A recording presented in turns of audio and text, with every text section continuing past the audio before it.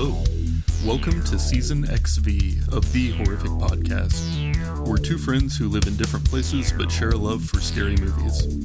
In each episode, we both watch the same movie on our own and then record a conversation together about what we liked, what we hated, if we were scared, and maybe even some larger truths about why people watch horror movies in the first place.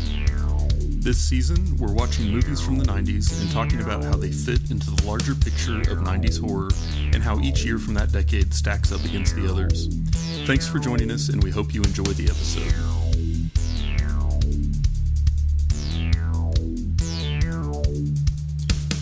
So as we continue our journey through horror movies of the 90s, we're going through doing each year, picking two movies that we haven't talked about before that made less than $100 million at the box office and that aren't sequels or remakes, because those movies were kind of hard to find in the 90s and we're trying to dig up some gold. And one of the things that's come up before in previous episodes was something about there being lots of fairy tale horror movies in the 90s. And so we've already done Leprechaun and Rumpelstiltskin. And this week we're going to do another one just for giggles. And that's Pinocchio's Revenge. And if you need to know anything about the movie Pinocchio's Revenge, I think it's summed up pretty well by the quote on the movie poster, which was, "Evil comes with strings attached." I thought it would be, it could be worse.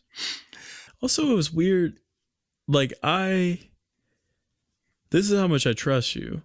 I didn't question the fact that could this be a sequel based off the fact that the name of it's Pinocchio's Revenge, which would tell me that there was a movie like Pinocchio, yeah, and then right. Pinocchio's Revenge or something. Yeah, I didn't question it. I still didn't question it, but I just wanted to let you know. The way that we know that this one isn't a sequel is that it didn't actually build on any of the Pinocchio mythology from previous things. But there's a whole section about that in my notes, so we'll come back to that. Did you have any fun facts on this one? Hell no. Cool. I didn't really find any either, other than one quick thing that I'll go into after the intro. But anyway, I'll do a quick introduction, and then we can get into the "but why didn't his nose grow" details. Perfect. In 1996, Trimark Pictures brought us Pinocchio's Revenge, a supernatural psychological horror film written and directed by Kevin S. Tenney. This movie tells the story of a recently divorced lawyer who has an increasingly rocky relationship with her young daughter. When she brings home a wooden doll that had been found at a crime scene, she scores major points with her daughter, but at what cost? This movie went straight to VHS and currently has a 24% rating on Rotten Tomatoes. It can be rented for streaming on Amazon Prime Video if you don't value your money. So there's not a lot on the Wikipedia page for this one, but it did have some comment about this being similar to Don Mancini's original intent for Child's Play. And that kind of tracked with something I remembered from reading about Child's Play when we did that episode like a million years ago. And so I found it again. It was on the Wikipedia page, but it's linked from somewhere else, but whatever. It says, Mancini's original script would have been a whodunit story which dealt with the effect of advertising and television on children. The original script was also written to toy with the audience a bit longer, making it ambiguous whether Andy or Chucky was the killer. That, I think, definitely tracks with this one. I think another thing from Child's Play was that I had read that the original script was a lot more serious. It was a lot less, Chucky being kind of flippant. And it was rewritten a little bit based on the voice actor who ended up doing the character. And so if you look at this movie from the idea of like the thought experiment of like what would Child's Play have been in its original form, then I think it's kind of interesting just from like horror history. But also Chucky has like 500,000, Child's Play has like 500,000 sequels, and this one has none that I found. So that probably tells you something about who made the right choices. Yeah, that's a good point, actually. Yeah, it definitely, I could see how it ties in with the OG Child's Play idea based off of that. I think that I think it was a good call for Child's Play to go with the style of doll that they went with Yeah, over this one. yeah, but I think that it's hard to talk about this movie without citing Child's Play as like a really big 100%. influence. Yeah, I feel without like this one was probably lower budget. We maybe weren't being fully fair, and by we I mean me, by picking this one when it does kind of feel like a Child's Play remake or hmm or cash grab or any of the other things we're like complaining about for the reputation of the 90s. But also I feel like this one is one that we can kind of compare with Leprechaun and Rumpelstiltskin and start to draw some story arcs across time with 90s horror movies. Yeah. So I guess right off the bat, one thing that I saw on a bunch of websites about this one was calling it a slasher film. hmm And I feel like that was true for maybe the last 15 minutes. But the whole movie before that was way more psychological. I mean, just like they said with the original intent for Child Play, with this one, you didn't even see the Pinocchio doll move on its own until the movie was halfway over. hmm I feel like it really did. You really didn't know if it was actually the doll or if it was the daughter most of the time. Yeah, I actually probably still don't technically know that, but yeah, that's a good point. When I rewatched it, I think it was like the last 8 minutes was when like the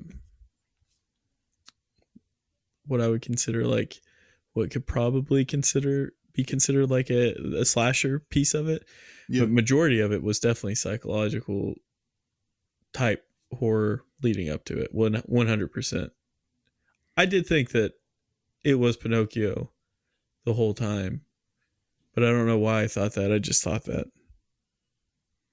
Maybe it's because it was a little girl that I was like, there's no way. yeah, yeah. And I guess that is a good point too. Is like it's not as obvious based on the ending. Uh, what exactly was going on as far as like the maybe supernatural element of this, I guess you could say. Mm-hmm. Like, did the doll possess her? Was it actually the doll? And that it was weird. But also, I don't feel like this movie was really trying to create like a super cohesive story either. Yeah, and I will say as well, this is gonna sound like a little strange, but I gotta give them credit for not like piling on a ton of Yeah, Pinocchio this, Pinocchio that, Pinocchio this, but sequels. yeah. But also, like, you may have noticed that you didn't have to do a long explanation of the Pinocchio story at the beginning of this episode for us discussing the plot of the movie to make sense. You're right. That's because this didn't reference the idea of Pinocchio whatsoever. They could have called that wooden doll anything. Yeah, 100%. What that was my like the yeah. In my opinion, that's just lack of imagination. Yeah, Like there was nothing that made sense to what I know of Pinocchio, but also like if you're expecting us to know if this is like based off like the original, I think it was called Adventures of Pinocchio, came out in 1800s. You expect us to know that? Get out of here. We know it from the Disney version of Pinocchio, just yeah, like everyone else. It's like you dropped the ball. You could have had a really cool doll or whatever, yeah, you know. And yeah, Child's Play came out a few years before, but we all learned that that's pretty similar to a couple Twilight Zone episodes too, So yeah. Right. there was definitely opportunity there, and if it was because it was whatever they call those dolls with like the strings, it's like, oh, that's kind of lame. Yeah, You could have done this differently, but also make his nose grow. yeah, yeah. Like there were some really easy tie-ins to the actual story that would Mm-hmm. have made this feel a little more cohesive. But whatever. Like I said, that's not really What what if they it were was going just a for. doll that they Yeah, named Pinocchio? like no registered trademark. Right. Yeah. They should have just named him like Gustav or something like German sounding, and it would Oh, have, yeah, been fine. but it easily fell for that. Yeah. Yeah, yeah. It was weird, but there were some things about the story. Like the intro kind of had me hooked for a little bit I when didn't. Well, I didn't hate this film. there there were ups and downs with it. There was for sure, but like I didn't think it was one of the worst ones that we had. But Yeah, it was definitely, don't get me wrong, like this is definitely like a B horror film, but that's what I went yeah, into this mentality, like thinking wise when I watched it. And, you know, like I said, I watched it again, which meant I rented it again because I definitely don't value money. And, yeah, I was, you know, like, will I, you know, seek this out to watch in the future? No, but like it was a B. It's definitely one that would be at, the jackalope, you know, playing the jackalope. yeah. I feel like, you know, Yeah, this one definitely falls into that category of like horror movie you would see playing on the TV in the background of a higher budget horror movie. yeah. So Yeah, yeah, it's difficult too with like with these because it's like you're all with movies like this that I would kind of consider like B horror films because it's like you're already, I feel like, kind of have an uphill battle. I'm sure with budget. I mean, it was distributed by Trimark Pictures, which I'm sure they put out some stuff, but I don't know that name off the top of my head, I guess. And then when the acting is kind of gnarly, bad, you're just like, oh, this is difficult to get through here. yeah, yeah. I mean, the definitely the worst part of this was kind of the middle chunk Mm. where it was just more like story development, and you can only do the fake Pinocchio jump scare so many times before it stops being scary. And I'm like, all right, I'm just kind of on hold until something actually happens. Now But I'm just pissed off. I didn't yeah, realize that Pinocchio, when Pinocchio was running, that was played by Vern Troyer, who he was the mini me from Austin Powers. oh, I didn't realize that either. Yeah, Interesting. interest. Yeah, definitely. I can guarantee he made a lot more money off Austin Powers than he did off of this Yeah, movie. he may have had to pay to get in this one, man. Yeah, yeah. Oh, he's paying for it. Mm. But there were some things in this that I thought were very, very like seated in the 90s. Like, this was the second movie in a row where we've had a strong unmarried female lawyer lead. And that was really setting the stage for Ally Yeah, McBeal, which was like 90. Like, I feel like that yeah, show was kind of like the summary of like this TV movie image that had kind of started to enter the popular culture at the time. yeah. And then Zoe had a therapist, which I feel like is another recurring theme in these 90s movies. Like, how many of them have involved like a therapist or a mental health facility or, you know, something along those lines, which was, you know, also on screen a lot in the 90s. And then, you know, this was in 96, but when Zoe and Beth got in the fight, Zoe bit her ear. And you can't tell me that Mike Tyson wasn't influenced by that during his iconic fight in 97. Come I was on. gonna say it was so nice. So yeah, Yeah. 100%. He's like, man, it worked for this girl who was getting bullied. Yeah. I felt like I was getting bullied, so I did the same thing Yeah. twice. Yeah. Right. Oh man. Another thing I loved about this movie is that characters would just be there with no explanation. Like, I have lines in my notes. I'm like, who is this random woman taking care of the child? And Yeah. who is David? And what is his relation to everyone else? I'm like, is this a brother situation or what? But a question I did have for you: did all the zoom ins on the doll eyes bother you, or is it Yeah. only with people? Oh no, it didn't bother me because no, it was only people eyes for sure. No, I wasn't too bothered by old dude. I still struggle with the whole killer toys thing, like to this day. Maybe it's because I'm 6'9", 375 pounds, but it's like I would stomp these little toys. Yeah. It's like how many Chucky dolls do I think I could? All of them. Like that's the answer every time. Yeah. I could take down every one of them. Yeah. Yeah. There were some things in this that seemed like more plausible, I guess, or at least as plausible as you can get with a moving murderous marionette. But like when Pinocchio like pushed the guy down the stairs, like, okay, cool. Like he slammed the door and knocked him down. I get that. He snuck into the hospital room and unplugged the machine. Like, okay, I get that. but like chasing her down and like how strong did he have to be that effective with a fireplace poker? You know, Yeah. like if you think about like muscle to body mass ratio, the dude must have been absolutely jacked, but he sure didn't look like it. Right. And, so if it was played by Vern, I think he was like under 3 feet tall. And I know for a fact that those fireplace pokers aren't that tall to be swinging that Yeah, high up, to be hitting parallel with the head. And yeah, so the math just doesn't check out with that for yeah. sure.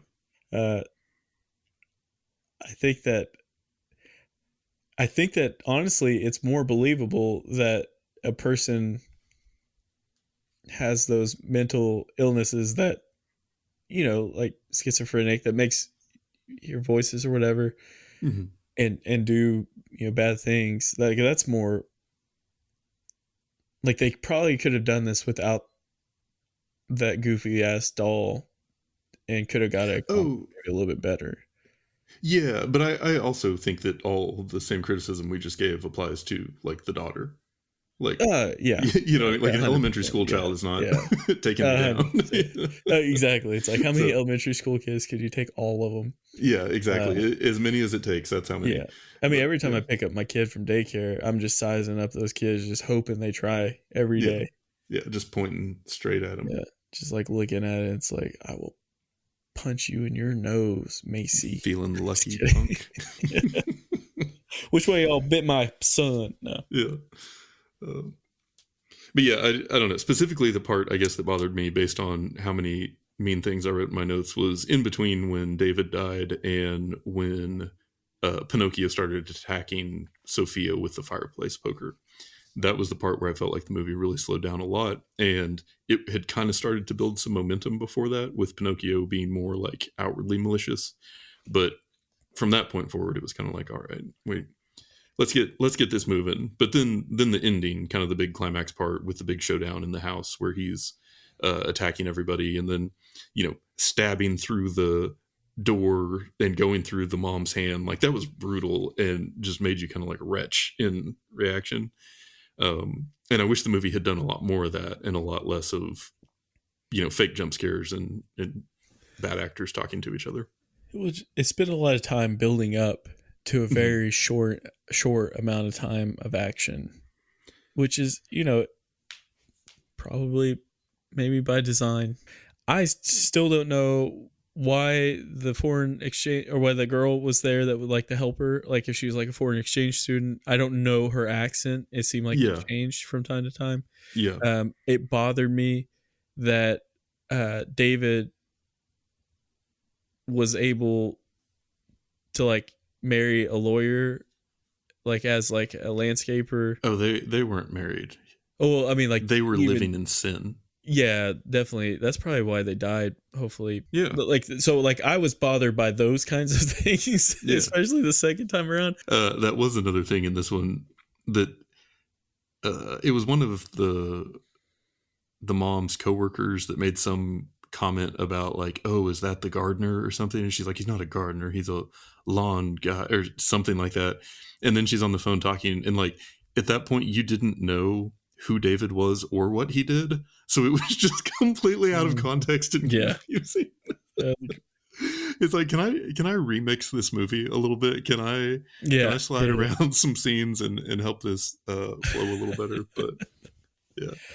Oh it man, needed it was some help. definitely it was definitely a short film too. It felt like a grown up version of like a Are You Afraid of the Dark episode. Like even with Yeah, the character, like I am sure that this model of Pinocchio like has been used in other killer toy films probably since then, or maybe it was used before as well. Like it's pretty stock, yeah. as far as the design of it goes. Oh, so that is one thing I had in my notes. In the opening credits, there's a specific line item that it calls out Pinocchio effects by Gabe Bartolo. Mm. And I was at that moment, I wrote in my notes, this could be good or bad. Yeah.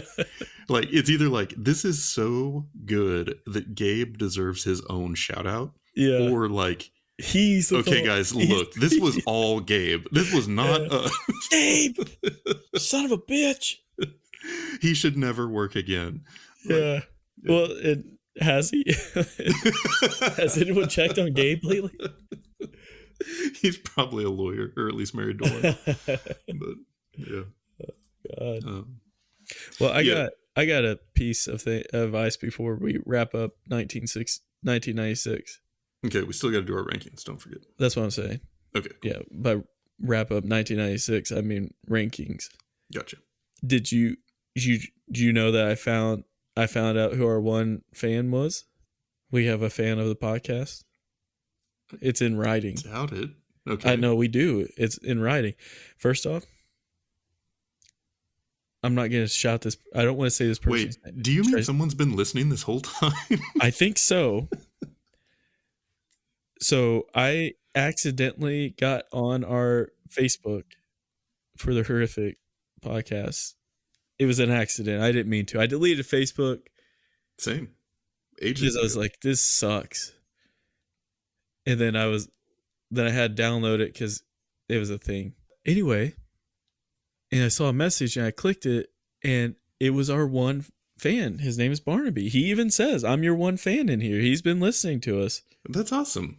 Yeah. And it's like, hey, first off, shout out to you, Barbie. Second off, I didn't respond, but I'll do it now. You gotta understand. I don't know. But anyway, shout out to you, Barbie. This is dope.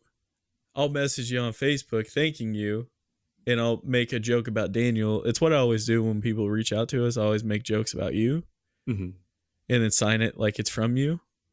Oh, nice. I do that with my taxes too. It's nothing. Anyway, shout out to you, Barbie. I'm going to be... Yeah, definitely. Thank you to everybody that listens, and an extra thank you to anyone that reaches out, because, it's more fun when we know people are listening somehow, and we appreciate those of you who do. But so 1996, though, this is the year we said it's going to be a problem for us. This is going to be a real problem for us, and for a couple of reasons. Pinocchio's Revenge being one. Scream. Pinocchio's Revenge and Bad Moon are the two movies that we watched for 96. A couple doozies. That's usually good enough to shoot something straight to the bottom of the list. But also in 1996 were the movies that we've previously reviewed that are From Dusk Till Dawn, Scream, and Mars Attacks. We obviously have very different opinions on Scream. You like it a lot more than I do. But I think anybody would have to admit that it was super influential, and that it would be really hard to tell the story of the progression of horror movies over time without talking about Scream. Like, big deal. I get it. Revived a subgenre. Often copied. Very much a trendsetter. Big deal.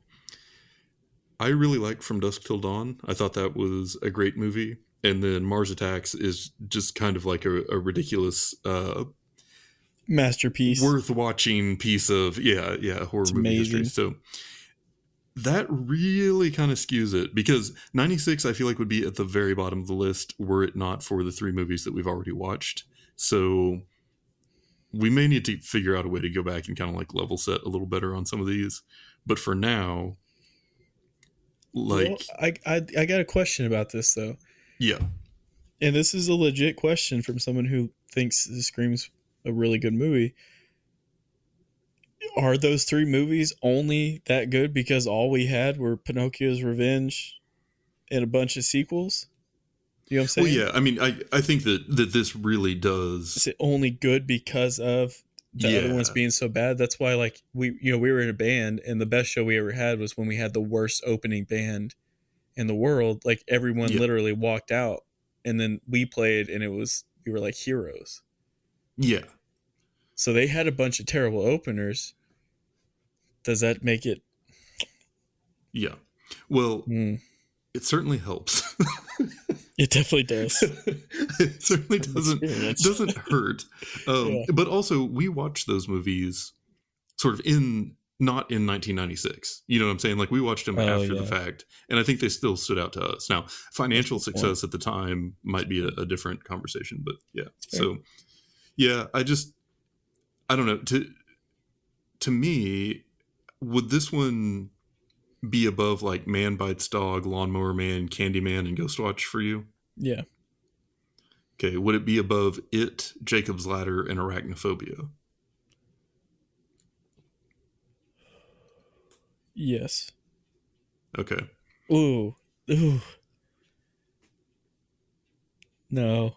1990 still got it for me. Okay. So then we wouldn't even make it up to People Under the Stairs, Silence of the Lambs, Dead Space, and Ernest Scared Stupid from 91. You're saying this is going to go between 90 and 92.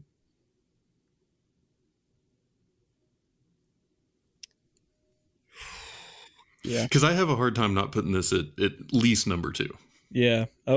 My suggestion was not number 2. Going into this was number 2. Okay. Because, and if maybe I just picked a bad one with bad moves or something, but like, if we had one on this list that was like decent, like like one that we hadn't watched yet that we reviewed for 96, it may have moved it up, but our picks were pretty gnarly. This option. Yeah, I'm going with number 2. Okay. So in that case, our rankings are that the best year of the 90s so far has been 1991. The second best has been 1996. And then, we have some shuffling all the way down until the worst one so far was 1993. Easily. All right. I think I can live with that. Again, I kind of want to reserve, not get into a lot of arguments now and then come back at the end of the season and revisit this list and then see if we want to make some last minute changes. So for now, that's where we're at. That wraps up our episodes on 1996.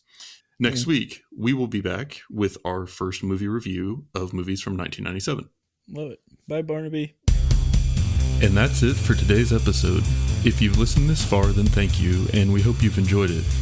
We're always looking for new ideas, so if you have any questions, comments, or movie suggestions, please send us an email at thehorrificpod@gmail.com or hit us up on the IG.